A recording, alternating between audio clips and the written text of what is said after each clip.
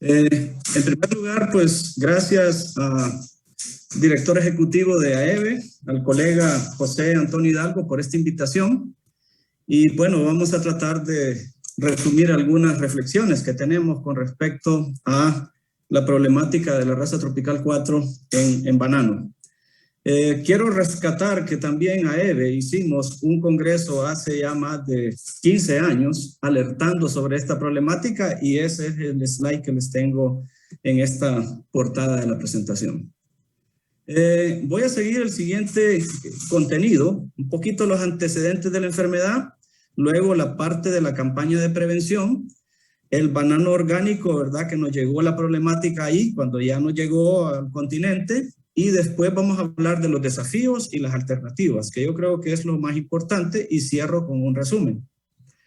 Recordando es que el banano pues es la fruta más vendida en el mundo, ¿verdad? Más de 50.000 millones de dólares que se juegan, es un cultivo que mueve los capitales y pues ya es viejo, tenemos más de 100 años de estar en este negocio. Y aquí les presento yo algunas de las vestigios de la United Fruit Company en Honduras, mi país, y también de la propaganda de Chiquita de hace 100 años de estar en los negocios. Pero quiero decirles de que el banano en estos países del Banana Republic pues ha sido la acumulación de capital, ¿verdad? Y muchos otros negocios se han generado a partir del banano. Por ejemplo, camaroneras, hoteles, fumigadoras aéreas, ferreterías, etcétera, etcétera. Y el capital original que ha movido esto son las bananeras, ¿verdad? Luego, recordando la problemática, pues el Gros Michel, aquí pueden ver una planta destruida y una planta sana, pero solo en la época de las compañías, pues más de 60.000 hectáreas fueron destruidas por la raza tropical 1, ¿verdad? El cambio se dio al Cavendish para solucionar la problemática y se solucionó el problema por más de 50, 60 años. La problemática más grande que tenemos es que el Cavendish conquistó las Américas y desde México hasta Argentina somos una cultura Cavendish. Yo la conozco terrestre toda la historia y sé que estamos llenos de Cavendish por todos lados. Y la problemática viene ahora con la raza tropical 4. También tuve la oportunidad de ver la destrucción de casi 2.000 hectáreas de Cavendish en Matanuska. Y fue una finca donde hice varias consultorías para darle seguimiento a este trabajo que el doctor Altus Viljoen estuvo coordinando por muchos tiempos. Aquí también en Matanuska, pues es cuando yo conocí el segundo canal de Panamá, allá en Mozambique, porque debido a la enfermedad y debido a las aguas contaminadas, los mismos trabajadores lo bautizaron con el nombre del canal de Panamá, porque estas aguas estaban contaminadas con el patógeno. Y aquí quiero llegar al axioma número 1.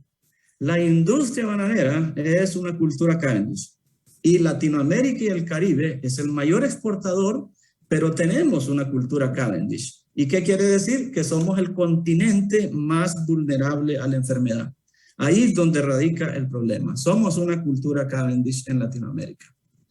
Ahora hablamos un poquito de la campaña de prevención, ¿verdad?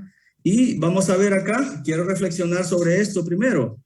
Cuando comenzamos esto, hace más de 21 años, pues nadie creía que el hongo se podía mover 17.000 kilómetros y llegar a las Américas. Bueno, esta es una realidad.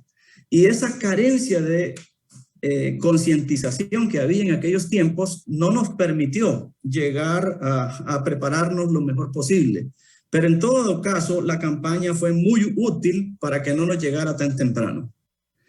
Y aquí tengo yo una línea del tiempo en las cuales rescato los temas más importantes de esta línea del tiempo, de las acciones que hicimos. Quiero ilustrarlas también, estas líneas, con algunas slides. Quiero decirles que ya para el 2007, ya en Musalac teníamos bastante adelantado el tema. Y ahí el comité ejecutivo de Musalac, que lo hicimos intencionalmente en Panamá, decretó que teníamos que hacer una campaña de concientización y de prevención contra la TR4 en todo el continente. Y se empezaron a generar algunos fondos a través de Musalac, INIVAP y lo que es ahora Biodiversity Internacional. Luego también es este evento histórico, creo yo. Nosotros teníamos claros que Ecuador es el mayor productor y el impacto de la enfermedad va a estar en Ecuador. Por eso es que hicimos en abril del 2008 la primicia y el primer Congreso Internacional de la Prevención de Fusarium. Y aquí en este momento me acompañó el doctor Molina, ¿verdad? Que era el director, que era mi colega contraparte en Bioversity en Asia Pacífico, y él es patólogo. También me acompañó la autoridad mundial, digamos, en lo que es la parte de Fusarium académica, que es el doctor Randy Platz, ¿verdad? Que nos apoyó mucho, y también el doctor Luis Pérez Vicente, que fue básicamente pues la mano derecha mía durante todo ese proceso de la prevención que estuvimos por acá. También está ahí el ingeniero Ledesma, que en ese momento estaba liderando a EVE, y el doctor Patricio Gutiérrez, que era representante de DOL y coordinador del simposio. Después esto lo llevamos a otras esferas para concientizar más a Corbat, y también en Guayaquil desarrollamos el mismo año otro congreso sobre esa misma naturaleza porque llamó la atención. Pero también fuimos a otros países, estuvimos, el doctor Altus Viljoen, pues fue una persona clave que nos sabíamos que la identificación y los diagnósticos eran importantes, y él y Linda Smith de Australia nos colaboraron con un taller donde también participamos y fue muy, muy ilustrativo para la región. Pero también China, porque sabíamos que China tenía más de 60,000 hectáreas infestadas de Fusarium y que también queríamos hacer propaganda allá para que ellos nos ayudaran a no mandar cosas de allá que podrían tener algún riesgo de ingreso de la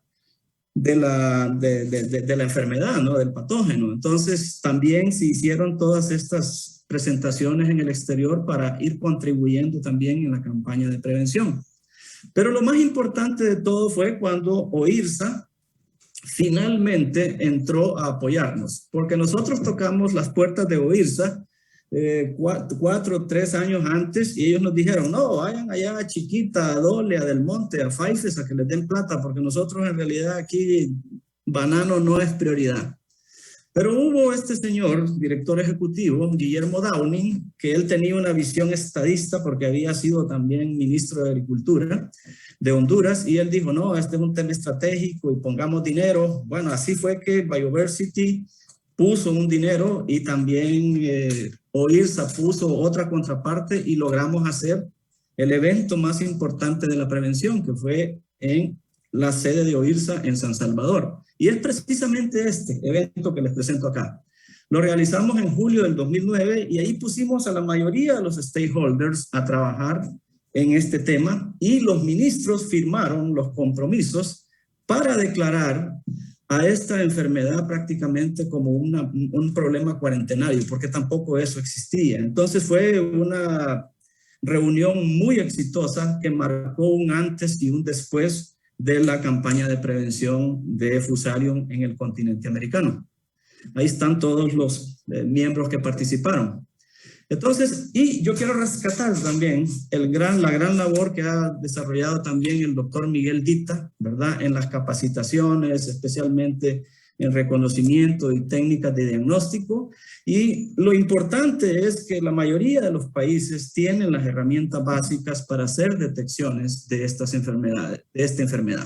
Entonces, yo creo que eso ha sido una gran contribución de Miguel, y quiero resaltar también el rol de Miguel en la temprana declaratoria de la raza tropical 4 en el Perú, porque él estuvo muy de cerca con esta problemática y logró que las autoridades también con SENASA pues lograran hacer una declaratoria. Aplausos para SENASA, porque con el tema de Sigatoka tardaron como 3-4 años para declararla, pero en el caso de Fusarium sí fue más rápido, fue un gran logro, un gran logro. Aplausos para SENASA también de Perú.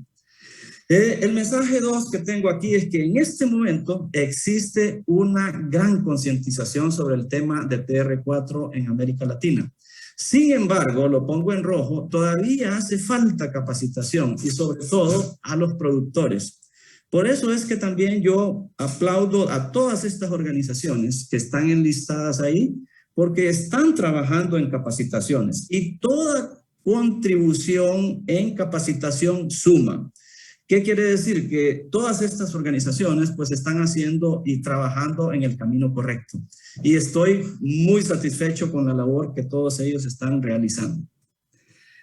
Ahora vamos a ver ya la problemática como tal, que es la incursión de la raza tropical 4 acá en las Américas y sobre todo que nos llegó a banano orgánico, donde menos pensaba que iba a llegar. Entonces, repito, para que el hongo se moviera casi 17,000 kilómetros y traspasara los océanos, pues eso requirió pues de una ayudita adicional, ¿verdad? Y eso no fue por casualidad, fue por algún error humano. Entonces, pero el punto es que llegó a La Guajira y ya la tenemos en el continente por más de 2 años. Afortunadamente, Colombia ha hecho un muy buen manejo del problema y me siento muy contento de que incluso dentro del mismo Colombia la enfermedad está circunscrita a la zona donde se detectó. Y han declarado el Valle de Urabá, donde está la mayor producción de banano, así como la parte del Magdalena también libre de la enfermedad, que eso es un gran logro. Felicitaciones también para LICA y para Agrosavia y para todo el equipo que está trabajando en Colombia. Han hecho un excelente trabajo de contención. Ahora, pero independientemente de esto, esto fue como la caída de las Torres Gemelas para todos los productores de banano de Latinoamérica. Porque ya no es lo mismo tenerla a no tenerla. Y entonces esto está cambiando toda la dinámica. Ha generado pánico, ha generado un montón de cambios en la industria, etcétera, etcétera. Pero entonces, veamos qué pasa también, ¿verdad? Por ejemplo, yo tuve la oportunidad de estar en La Guajira, fui contratado para hacer una consultoría allá y ver cómo estaba la situación. Prácticamente un mes y medio después de las declaratorias ya oficiales que se había finiquitado la enfermedad ya y que estaba ya, y pude presenciar en realidad ya daños bastante significativos. Y por ejemplo, en este caso es muy importante porque es un foco que está en pura carretera interna de una finca. Entonces, estos son focos más problemáticos porque se puede diseminar la enfermedad del patógeno con mayor facilidad. Pero luego también viene la otra segunda campanada. Ya para abril de este año, ya se detecta también el problema en Querecotío, en el Valle de Piura. Y aquí es donde ya la situación se pone más complicada, porque el escenario de La Guajira pues, es diferente al escenario del Valle de Piura. Entonces es mucho más peligroso el de Perú que el de La Guajira en Colombia. Entonces, aquí viene al siguiente axioma que yo tengo aquí.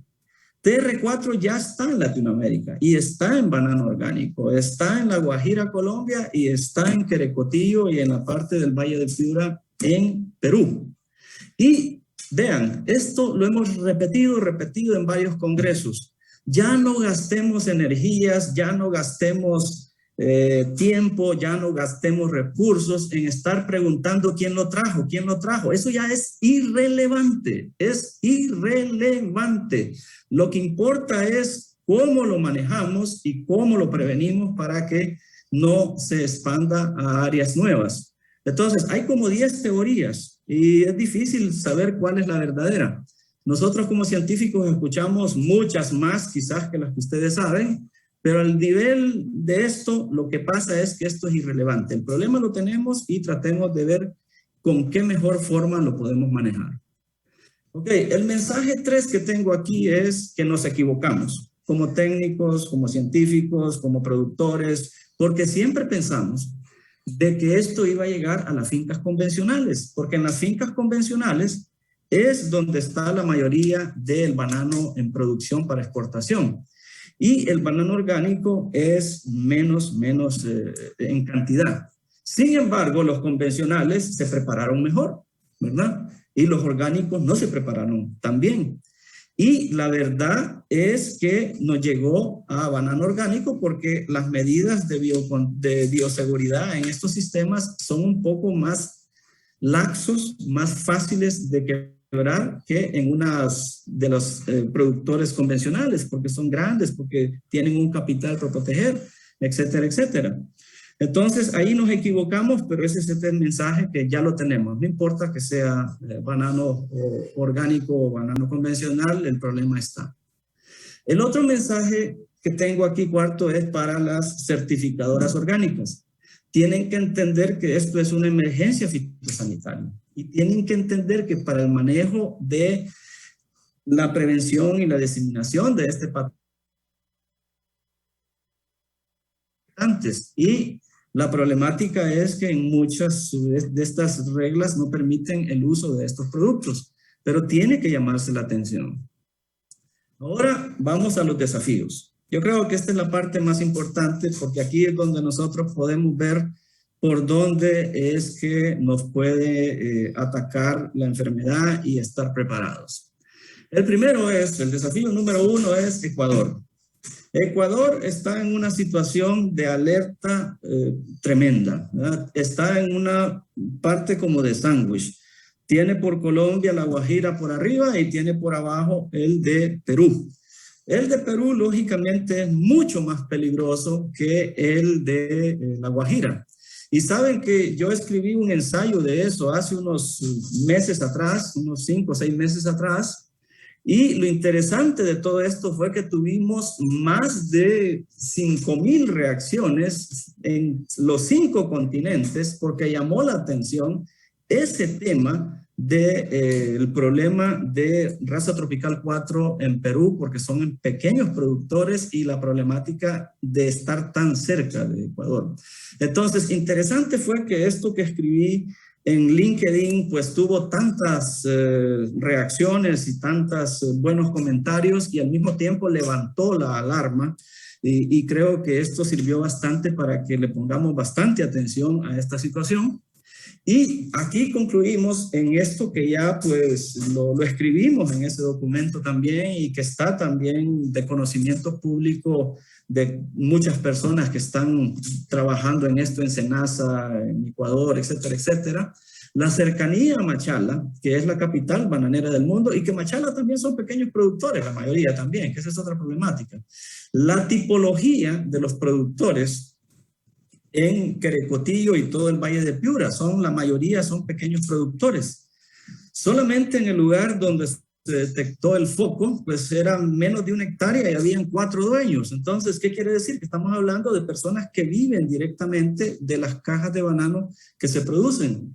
Y lógicamente la cultura bananera que existe allá pues es bastante de pequeños productores, ¿verdad? Y ustedes saben que las siembras de cormos, hijuelos, satélites y cepas es prácticamente diseminación directa del patógeno en caso de que se mueva un material infectado. Y en verdad, en todos los trabajos que está haciendo Senasa, porque estoy al tanto de lo que están haciendo, han habido una cantidad enorme de decomisos de cormos y de higos, que yo creo que si eso no se hubiera parado, pues ya estuviéramos en otra constelación.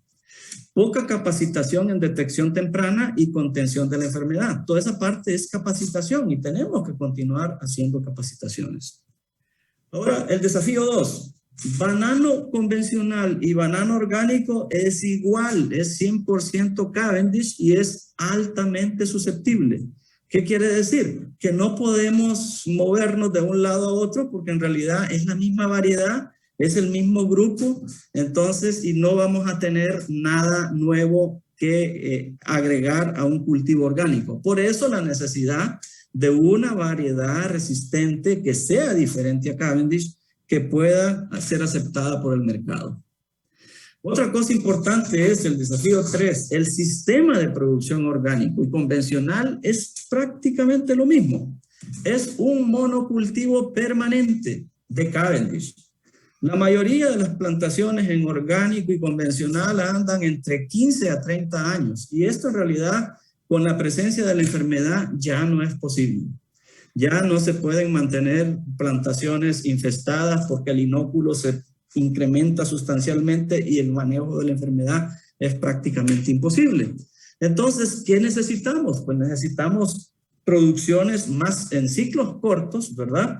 Y buenas prácticas agrícolas que nos ayuden a reducir el inóculo del patógeno en el suelo. Entonces, este monocultivo permanente, pues creo yo que hay que ponerlo en cuarentena también. Y ya vamos a tener que ir migrando a otros sistemas de producción con el tiempo, no ahora. Otro desafío 4 es, ¿verdad? Yo conozco la mayoría de las zonas productoras de banano de exportación del mundo y en realidad el 70-80% de las aguas que se utilizan son aguas que son tomas directas de ríos. Aquí les pongo el ejemplo de mi país, el Valle de Sula, pero eso pasa en todos lados. Yo conozco todos esos lados. En Chiapas, por ejemplo, el río Suchate, en Izabal, Guatemala, el Motagua, en mi país, el Ulúa que les presento y el Chemelecón, en Aguán, el Aguán, en La Guajira, el río Hacha, en Quevedo, Ecuador, en Nampula, donde está Mozambique, es el río Maputo. Y de hecho que ese río inundó a Matanuska y eso fue el acabose de esas 2.000 hectáreas básicamente. Entonces es un tema complicado el tema de las aguas. El desafío 5 es el uso de botas de hule. ¿Por qué creen ustedes? Dicen, este profesor está loco, como que las botas de hule. Acordémonos de que Fusarium es un patógeno de suelo y una planta de banano tiene que ser visitada al menos 50 veces por los productores y si va con botas infestadas, pues eso es un caos. Por eso es que para mí el uso de botas de hule es la medida reina de prevención y de evitar que el patógeno entre. Y el problema que tenemos es cultural. Las personas piensan que cuando yo me pongo las botas, yo soy un indio, que soy un trabajador de campo y que pierdo el estatus. Pierdo de ser ingeniero, pierdo de ser maestro en ciencias, doctor o dueño de la finca, etcétera, etcétera. Y eso no es así, ¿verdad? Lo que estamos haciendo es protegiendo las fincas con el uso de las botas. Yo lo veo con mis estudiantes. Cuando llegan a cuarto año ya no se quieren poner las botas porque ya se sienten ingenieros. Ya quieren ponerse zapatillas para ir al campo. Yo los regreso y les digo, si venís aquí tenés que ponerte las botas. Sin botas no entras a la finca. Y yo doy el ejemplo. Yo siempre voy todos los días de la semana al campo en botas de hule. Y este es un ejemplo que a mí me encanta ponerlo, ¿verdad? Cuando el mero dueño de la finca, por ejemplo, en Rey Pampac, don Vicente está súper comprometido con esta prevención y él da el ejemplo. Él se mete a la finca y se pone las botas y anda todo el día en la finca con las botas puestas. Y la nueva generación también, don Vicente Andrés también está siguiendo los pasos de su papá. Yo creo que estos ejemplos son fundamentales. Porque el problema que tenemos es si nos llegan botas exógenas contaminadas de una finca a otra. Tenemos que tener botas internas y esas botas son las que no se deben de mover de las fincas. Y estos ejemplos pues tienen que ir calando en la cultura bananera. Todos los distribuidores de agroquímicos a veces entran a las fincas como que fueran los dueños también, no quieren pasar por los pediluvios, no quieren ponerse las botas. Pues yo creo que aquí es una cultura que tenemos que cambiar si queremos seguir en el negocio de los bananos. Porque la transmisión a través de botas exógenas y suelos contaminados pues es de las peores que hay. Desafío número 6 es disciplina y mística de trabajo para el manejo de TR4. Vean, yo ando visitando fincas y me encuentro, por ejemplo, pediluvios como el de la izquierda completamente secos, sin desinfectantes y hasta con hojas. Este indica que han pasado semanas o quizás meses donde no se le ha puesto ningún desinfectante a ese pediluvio y así no podemos trabajar. Por otro lado, hay gente que hace el trabajo a medias, pone la cerca, pero no cierra y aquí no hay ningún control, aquí puede entrar cualquier persona. Entonces, si no protegemos las entradas o los perímetros de las fincas, pues no estamos haciendo nada, ¿verdad? Por eso es que en banano orgánico las cosas se han complicado, porque hay menos controles. Usted vaya a las fincas de Chiquita, vaya a las fincas de Dole, vaya a las fincas del Monte, a ver si lo dejan entrar. No, ahí entra solo gente autorizada y antes que usted vaya le preguntan el número de la bota. ¿Qué número de bota usted usa? Para que usted entre con sus botas. Botas limpias. Ok, otro desafío grande que tenemos son las tardías declaratorias oficiales de los brotes. Esto es eminentemente político, ¿verdad? Yo creo que a veces los países retienen y retienen la bomba de tiempo y ya cuando la sacan, pues ya es demasiado tarde. El caso de Filipinas lo conozco de primera mano, se tardaron más de 5 años para declararla. En el caso de Mozambique, más de 3 años. En Colombia también se tardaron, ¿verdad? Hubieron discusiones y cosas, pero se tardaron. Y yo creo que Perú, hay que aplaudir a Perú, Perú lo hizo rápido. Pero vean, cuando declaran tarde, ya no son brotes, sino que son epidemias, como la que vemos en esa fotografía. Ya no es 1, 2, 3 plantas que están infectadas, sino que son cantidades, hectáreas que han sido eliminadas. Entonces ya así ya no se puede manejar la enfermedad con tanta prontitud. El desafío 8 para mí es muy importante, muy importante. ¿Por qué? Porque los productores bananeros están con la soga en el cuello. ¿Quiénes son las que están haciendo la plata? Son los supermercados y los transportistas. Montar un contenedor de un país a otro cuesta $6,000, $7,000 para mandar 1,000 cajas. O sea, casi los costos de producción se han vuelto como los costos de transporte. Y los supermercados son los que hacen más plata. Y el otro pedacito de la corona, como lo pone aquí Sara Cirul, que es un libro muy bonito, ¿verdad? Donde ahí refleja que los que están haciendo la plata son los supermercados y los transportistas. Y el otro pedacito de la corona nos queda a todos. Ahí van hasta las transnacionales, porque no crean que las transnacionales son las que están haciendo mayor plata, ni los productores independientes grandes. Son los supermercados y los transportistas, pero ellos no invierten en banano. Y yo creo que ahí es donde está el desafío. Hay que buscar la estrategia para no criticarlos a ellos más bien, sino que incentivarlos para incorporarlos, porque ellos son parte de la industria bananera. Hay gran preocupación por los supermercados y el banano se cae. Hay gran preocupación también por las navieras, porque no van a tener que llevar, etcétera, etcétera. Entonces yo creo que hay que ver la forma como los incorporamos a ellos. El desafío 9, pues esto sí nos toca a los países y es fuertísimo. Yo recuerdo en Ecuador cuando se empezó a hablar de la problemática que no estaba definida en Colombia, que se decía de un potencial brote y que no estaba todo definido, pero ya Ecuador había levantado las alarmas. ¿Por qué? Porque según los estudios que han hecho en Ecuador, pues hay 2.5 millones de personas que dependen directa e indirectamente de la industria bananera.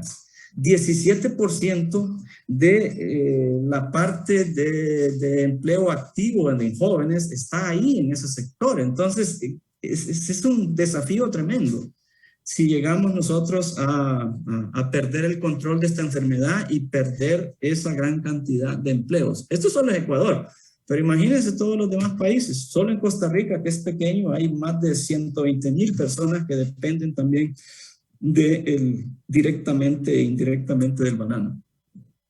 Y el otro desafío que para mí también es grande es cómo organizamos bien a todos los stakeholders. Este problema no solamente es de los productores, este problema no es de los productores de fibra, este problema no solamente es de los grandes productores ni de las multinacionales, es de todo, de los supermercados, de las navieras, de los bancos. Y por eso lo pongo en rojo estos. Porque estos que están en rojo aquí son los que todavía no se han incorporado directamente a velar y a ver qué acciones tomamos para que esta situación se revierta y logremos hacer una buena contención. Yo creo que los supermercados deberían de ser los más importantes porque son los que ganan más plata, las navieras en segundo lugar y los bancos también, porque los bancos en realidad tienen muchos préstamos con los grandes productores, pues y ahí también hay un riesgo de pérdida, ¿no? Entonces, ahora vamos a las alternativas. Yo creo que aquí es otro punto importante que le pongamos un poquito de atención. Este es mi enfoque, lógicamente, ¿verdad? Y creo yo que hay mucha practicidad en todo esto. Y veámoslo cómo es, ¿verdad? La alternativa 1 es, señores y señoras, dueños de fincas de banano, activen sus protocolos de bioseguridad en la finca. Proteja su patrimonio. Cierre sus fincas, haga sus canales de contención de aguas, ponga sus pediluvios y haga todo el protocolo que ya está definido para que ustedes en sus fincas pues prevengan la entrada. Recuerden, Que esté en un país no quiere decir que está en mi finca. Es un patógeno de suelo y lo podemos controlar si somos disciplinados. Entonces, active y proteja su patrimonio. Esa es la alternativa 1, ¿eh? Es la principal. Y quiero decirles a ustedes que a nosotros en la ERT nos pronosticaban que nosotros íbamos a ser la primera finca con TR4 en Latinoamérica y el Caribe. ¿Por qué? Porque somos una universidad internacional.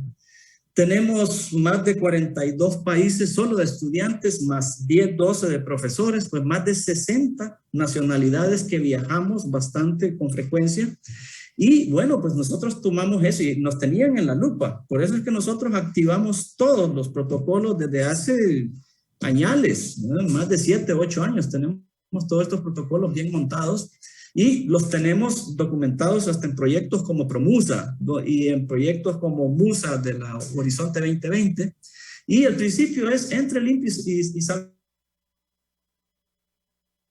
prácticas en las bananeras, pues hacen fila, pasan por el pediluvio y cuando salen, lo mismo, hacen fila y salen. Y aparte de la práctica, pues estamos en una constante capacitación y estos estudiantes se vuelven embajadores para la prevención en sus respectivos países. En el caso mío, que soy profesor y que ustedes saben de que ando por todos lados viendo el patosistema, pues yo quiero decirles que yo soy muy responsable en todo donde ando. Del lugar que voy, yo me quito hasta los calzoncillos, medias y todo. Esta es una fotografía que representa una de mis visitas y en lugares donde no está el patógeno, esto es en Colombia, en La Guajira, pero hasta en lugares donde no está el patógeno, que me toca que visitar fincas, actúo de la misma forma. O sea, yo a finca que entro, esa mudada se quedó ahí y no hay retorno. O sea, yo ando preparado con ropa vieja, ando preparado con ropa nueva cuando me dan en algunos países y ahí queda todo, ¿eh? A la hoguera purificadora. Alternativa 2. ¿Verdad? Introducción de Formosana a las Américas para seleccionar biotipos y tropicalizar la variedad. Yo quiero decirles de que el Cavendish en Matanuska, que tuve la oportunidad de ver, pues ahí la enfermedad se comió 2.000 hectáreas en 3, 4 años, ya cuando la enfermedad estaba bien avanzada, ¿verdad? Y en la actualidad hay más de 750 hectáreas rehabilitadas y plantadas con Formosana, exportan 15 contenedores por semana y Formosana es Cavendish. Esa es la gran ventaja, que no hay problema con el mercado porque es una variante somoclonal del gigante Cavendish. Entonces, esa es una gran ventaja. Y en esos suelos de Matanuska, pues tenemos ya una rehabilitación. Vean una fotografía de esas 750 hectáreas en Nampula, Mozambique, a 100% sembradas con Formosana. ¿Qué quiere decir? Que se puede rehabilitar las fincas. Ahora veamos otra alternativa, la introducción de GAL, con muy buenos ánimos y aplaudimos también de que después de 2 años de trámites, pues se haya logrado introducir esta variedad GAL que tiene sus propiedades también muy buenas agronómicas y que también se habla de la resistencia a raza tropical 4 en Filipinas principalmente. Bueno, pues hay que evaluarla aquí en las condiciones nuestras, hay que tropicalizar esto y seleccionar biotipos. Y Ecuador debería de hacer también las mismas trámites tanto para Formosana como para GAL, porque creo que son materiales Cavendish que pueden tenerse. Ahora, no quiero llamar ni dar falsas alarmas. Estos materiales vienen para hacer evaluaciones y para hacer selección de biotipos. No quiere decir de que ya mañana voy a llamar a Rahan o que el otro año voy a llamar a Rahan y voy a tener 500,000 de plantas listas. No, esto en realidad va a tomar tiempo. Entonces, pero ya lo tenemos aquí en el continente. Porque el problema es que no permitían ni que llegara. Costó 2 años, entonces creo que es una buena noticia y ojalá que tenga éxitos esta variedad, así como la Formosana que se importe. Y Ecuador debería de seguir los pasos de Colombia. Ok, otra alternativa es introducción de todo material genético que sea resistente al mal de Panamá. Hay que resucitar los híbridos de la FIA, Los consorcios de la FIA y Australia también están con nuevos avances, vienen nuevos híbridos que hay que también ver cómo se introducen. Los programas de mejoramiento de Embrapa, de CIRAD, de Francia, ITA, India, también tienen materiales que creo yo que pueden ser promisorios, no solamente para exportación, sino para seguridad alimentaria también, y creo que hay que evaluarlos. Hay laboratorios también que están trabajando en modificación genética, que hay que abrir las puertas a todo el mundo. Ya no podemos cerrar las puertas. Hay posibilidades con modificación genética, pues también el mercado va a tener que entender en el futuro. Y todo material resistente debe ser evaluado. ¿Por qué? Hago énfasis en la genética porque es la columna vertebral. Ahora, hay otra alternativa 5 también, el uso de microorganismos en todos los países donde esté la enfermedad. Hasta en Colombia se están utilizando ya también cepas de tricoderma, y yo creo que eso en realidad ayuda mucho al sistema, ayuda mucho a mejorar la rizósfera del banano y a mejorar la salud radical y a cubrir los sitios parasíticos, ¿verdad? Porque tricoderma tiene una velocidad de colonización tremenda. Nosotros tenemos estudios de colonizaciones en campo y son fantásticos. Entonces, este tricoderma en realidad tiene una capacidad de protección al sistema radical y de incrementar el sistema radical y la salud, que lo tenemos bien documentado. Entonces, pero hay tricodermas y tricodermas. Entonces, asegúrense de tener las cepas correctas, que son las que funcionan, porque hay tricodermas de tricodermas. Ok, la alternativa 6 es la integración de técnicas. Es lo que yo llamo el FMM. ¿Qué quiere decir? La F es formosana, ¿verdad? Porque este es el ejemplo de Mozambique y de Filipinas. Después está la parte de meristemos, ¿verdad? Y después están los microorganismos. Y los microorganismos más efectivos en este momento son los tricodermas, y la producción de EM también, que se ha utilizado en el caso de Mozambique con bastante éxito. La alternativa 7 son ciclos cortos de producción con siembras programadas. El futuro estará en ciclos cortos de 3 a 5 años en altas densidades y uso de plantas de cultivo de tejidos inoculadas con microorganismos benéficos, ¿verdad? Plantaciones viejas, se incrementa el inóculo y es imposible manejar la enfermedad. En resumen, tenemos aquí que TR4 es un Cavendish issue, y Latinoamérica, como es una cultura Cavendish, somos el continente más vulnerable. TR4 llegó a banano orgánico, ¿por qué? Porque hay menores medidas de bioseguridad. Activar la bioseguridad en la finca es mandatorio. Lo que yo les digo a los productores, protejan su patrimonio. La resistencia genética es la columna vertebral del manejo. Por eso les digo, todo material que sea resistente hay que meterlo. Y aquí hago fuerza en formosana y gal, porque son materiales Cavendish, y cualquier otro material que venga, los FIAs, etcétera, etcétera, pues hay que evaluarlos. El control biológico a base de tricodermas y EM ha funcionado en la mayoría de los países. He visto reportes de muchos países, Pakistán, lugares lejísimos, suelos diferentes y todo, con buenos resultados, pero falta entender los mecanismos involucrados en la acción de control. Y la capacitación es fundamental para la prevención y para el manejo. ¿Qué quiere decir? Que tenemos que hacer más cosas todavía. Yo quiero finalizar esto dando un reconocimiento y honor al mérito pues a estas organizaciones, ¿verdad? OIRSA, los sistemas de protección vegetal de la región están haciendo un trabajo muy bueno, pero también todo el apoyo que hemos recibido de las instituciones de investigación a nivel mundial. Yo creo que vale la pena resaltar la labor de CIRAD, de la labor de Stellenbosch, la labor de Wageningen, la labor de Bioversity, el CIAT, el IICA, el Leuven, la EARTH, el ITA, Corbana, Embrapa, los australianos con el DPI, y bueno, pues se me quedan algunas organizaciones, pero las principales están ahí y quería públicamente agradecer a todos ellos, y me encantaría poner más organizaciones.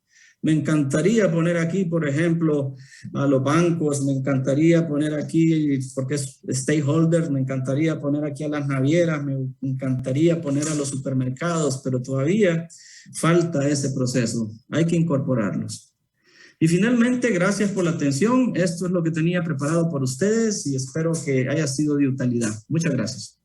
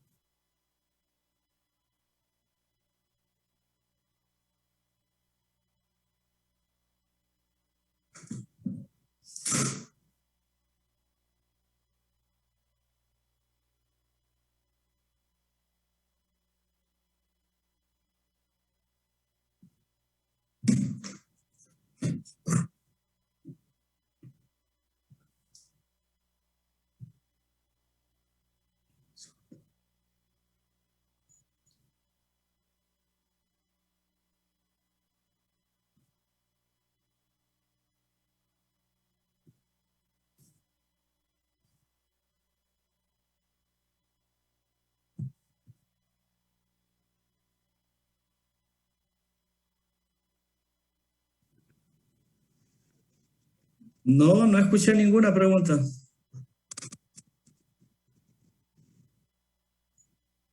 Expositor, le formularon una pregunta. ¿Pero dónde está? Sí. Ok, perfecto. ¿Podríamos replicar la pregunta si es tan gentil? Porque parece ser que no la escuchó. Doctor, buenas tardes. ¿Sí me escucha? Sí, perfectamente. No. Yo escuché a la persona que habló. Ok. Ya, ¿ahorita me escucha? Perfectamente, ahora sí. Ya, doctor, buenas tardes. Mi pregunta era si es viable regar con agua de un pozo de 120 metros de profundidad. ¿Que estaría presente el fosfario en esos acuíferos por filtración? Si yo decido no regar de ríos ni de reservorios y tengo control de inundaciones. Gracias. Muy difícil que las esporas de Fusarium puedan llegar a esas profundidades. Porque acuérdese de que los que exploran pozos normalmente encuentran mantos acuíferos a 10 metros, luego a 30 metros, dependiendo, ¿no? A 50 metros.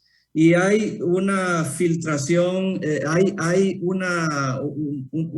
son diferentes mantos acuíferos y es la verdad, la probabilidad de que el hongo esté en esos que se le llaman pozos cartesianos de 120, 150 metros de profundidad es muy difícil. Entonces, lo que pasa es que son metodologías caras, eso lo entendemos. Entendemos que un pozo cartesiano es carísimo, pero sí, la calidad del agua es superior, o sea, es muy superior. Y entonces, y no se agarran los primeros acuíferos, sino que se agarran los acuíferos que están después de 120, 150 metros, que ya esos son prácticamente los que están de mejor calidad de agua. Entonces, el tema es quién lo puede hacer y quién lo del costo, ¿no? Bien. Antes de dar paso a la pregunta, el caballero que está haciéndonos de la mano, aquí está, perfecto, adelante. Buenas tardes, doctor. ¿Nos podría indicar, perdón, quién está, si el Formosana está siendo evaluado ya acá en América y si el Formosana se está programando para hacer siembras cada 5 años. O sea, el Formosana tendría que ser renovado también. Gracias. El tema es que yo quiero ser claro, ¿no? Resistencia no quiere decir que sea inmunidad. ¿Qué quiero decirle con esto? Que plantas de Formosana también se le van a enfermar, pero en menor cuantía. Hay ejemplos y estudios en Asia-Pacífico donde el Cavendish a usted se le enferma 70-80% de la plantación, 90%. Y de Formosana 3, 5, 7, 8, 10%. Entonces, ¿qué quiere decir? Que Formosana en realidad es resistente, no es inmune. Y si van a haber casos de Formosana que le da la enfermedad, el inóculo va a existir en la finca y tenemos que tener renovaciones y tenemos que hacer cambios en la finca con más temprana acción, porque si usted es una finca que se vuelva vieja 15, 20, 30 años, la cantidad de inóculos se va a ir aumentando, la dispersión va a ser peor, entonces la situación va a ser difícil. Por lo tanto, aunque tengamos variedades resistentes como Formosana, la ideal va a ser hacer los ACP, ¿verdad? Los sistemas programados para hacerlos en ciclos cortos, porque ahí vamos a tratar de reducir el inúculo de la enfermedad. Lógicamente, estos son estudios económicos que se tienen que hacer, etcétera, etcétera, pero todo indica de que con la enfermedad va a ser imposible mantener esas plantaciones de 30 a 40 años que estamos acostumbrados. Bien, ahora vamos a dar paso a algunas preguntas hechas virtualmente. Estimado doctor, esta pregunta la formula Carla Garcés. ¿Cómo saber qué cepas de trichoderma pueden usarse cuando no se han podido realizar pruebas de antagonismo si no tenemos aún la enfermedad en Ecuador? Ok, entonces hay que aprender de los que ya tienen el problema y los que ya probaron las cepas. Por ejemplo, en Mozambique, ¿verdad? Ahí se tiene, por ejemplo, lo que yo les decía, 750 hectáreas que se han replantado, rehabilitado en suelos altamente infestados con TR4. Y esas plantaciones han sido inoculadas con tricodermas, que es un tricoderma asperellum, que es una cepa especial que existe un laboratorio que se llama Biotor, que son los que lo han reproducido y son los que lo han enviado a Mozambique y ha trabajado muy bien.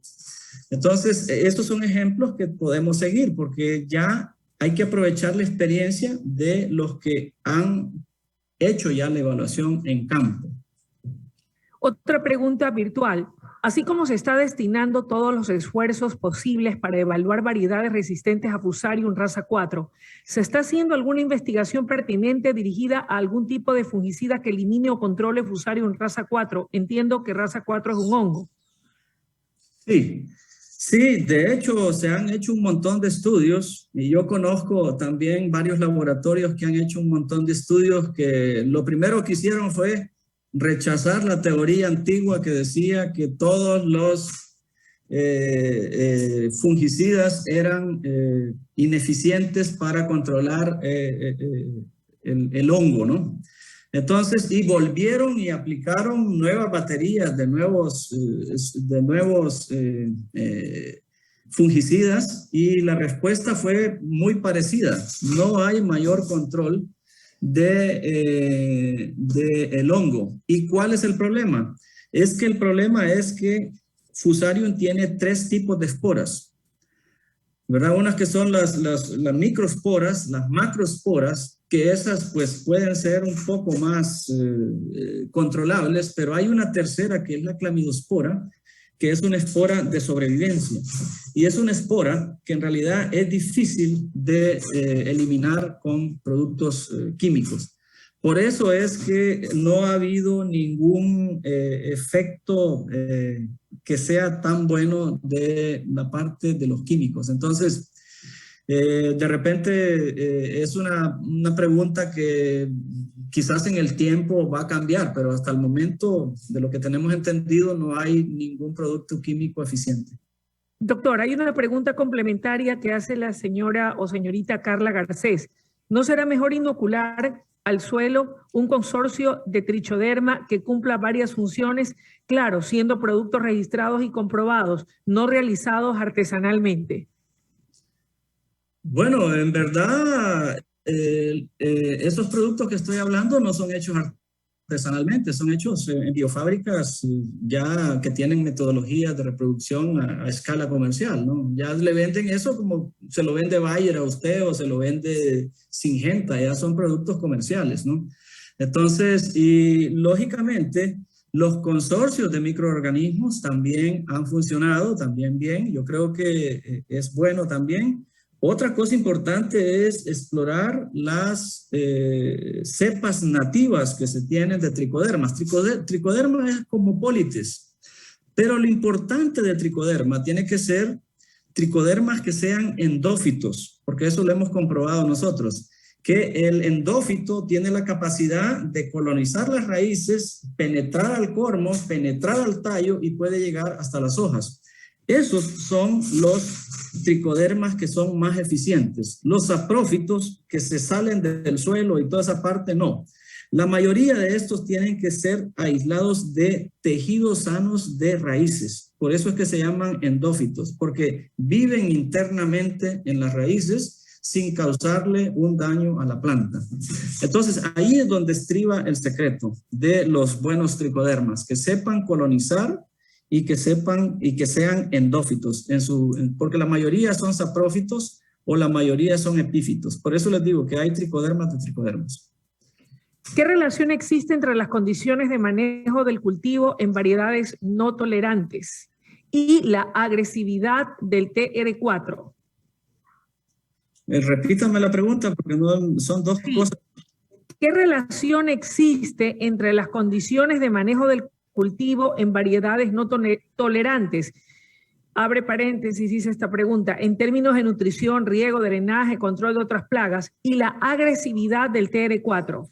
Ah, ok, ya la entendí, porque es una pregunta compuesta y es una pregunta un poco más larga. Efectivamente, si usted tiene suelos más pobres, si usted tiene también suelos con mayor inóculo en la finca, y si usted tiene programas de fertilización más débiles, pues una de las conclusiones grandes que llegó uno de los grandes patólogos, como el doctor Stover, era que la enfermedad era más severa y más seria en suelos pobres que en suelos ricos y en suelos mal manejados y en plantaciones mal manejadas que en plantaciones mejor manejadas. Por otro lado, hay un factor del suelo que es importantísimo, que es el factor de pH. Normalmente, las epidemias donde Fusarium ha sido más nefasto son en fincas donde los pH son más bajos. Entonces, en fincas donde los pH son un poco más altos, la enfermedad se desarrolla porque son suelos fundosibles, no son suelos supresivos, pero el impacto es menor. Entonces, creo yo que la pregunta del compañero ahí o compañera está más en dirección al manejo y efectivamente, mal manejo, peor. Suelos más pobres, peor. Suelos que tengan pHs más ácidos, peor. Y la parte también, si usted tiene mala fertilización, pues va a ser las plantas van a ser más susceptibles. ¿Están los cultivos orgánicos en mayor riesgo, dado que es más difícil darles las mismas condiciones técnicas que las convencionales, especialmente en el área nutricional? A mi criterio, sí. A mi criterio, sí, porque la verdad, yo he trabajado en banano orgánico también por mucho tiempo, hemos dirigido proyectos y es bien notorio que las productividades después de 2, 3, 4 años que uno tiene, se cae. Porque en realidad todas las enmiendas que uno aplica, todos los fertilizantes existentes, en realidad a la vuelta de 5, 6, 7 años, la plantación sufre sufre demasiado y es difícil mantener los récords de producción que se han tenido en los primeros años. Y si agarramos el ejemplo de Sigatoca, ha pasado lo mismo.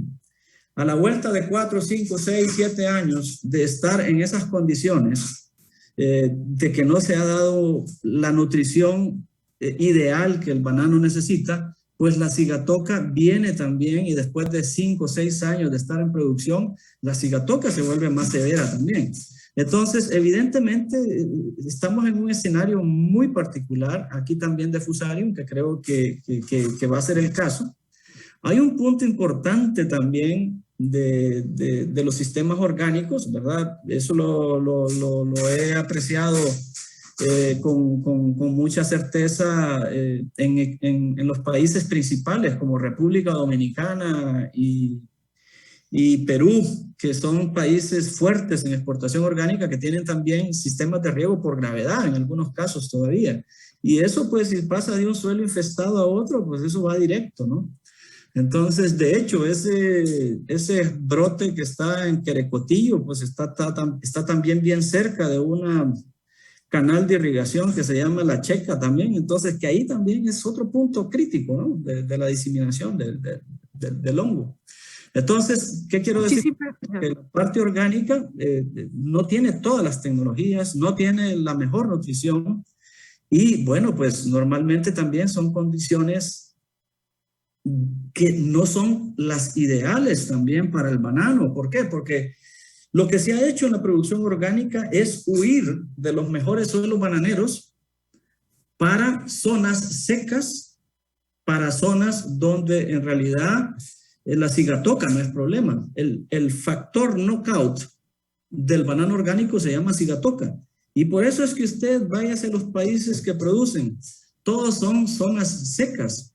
Piura, menos de 600 milímetros por año. Azua, por ahí lo mismo más o menos. Se va para La Guajira, también son lugares con poca precipitación y sobre todo periodos secos larguísimos, 4, 5, 6 meses donde no llueve. Entonces eso es la clave para producir orgánicamente.